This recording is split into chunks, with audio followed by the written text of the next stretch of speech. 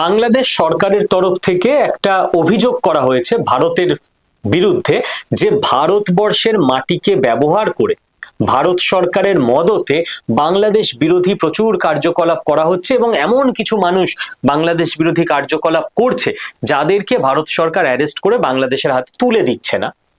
যেরকম রিসেন্ট টাইমে যেটা ঘটেছে সেটা হচ্ছে বাংলাদেশের এক বাসিন্দা শরীফ ওসমান হাদি, তিনি ই রিক্সা করে যাচ্ছিলেন এবং সেই সময় মোটর বাইকে করে দুজন এসে তার একেবারে মাথায় গুলি করে বেরিয়ে যায়।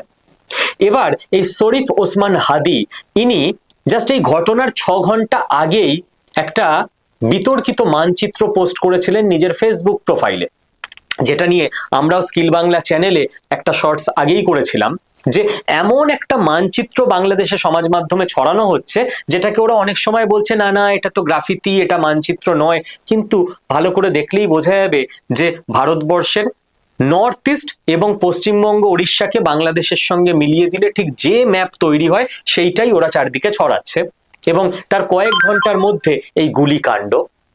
বাংলাদেশের যেটা দাবি যে পাকিস্তানেও যারা যারা ভারত বিরোধী কাজ করে এবং মোস্ট ওয়ান্টেড তাদেরকে লাস্ট 5 বছরে RNAW লোকেরা ঠিক এই কায়দায় মেরেছে।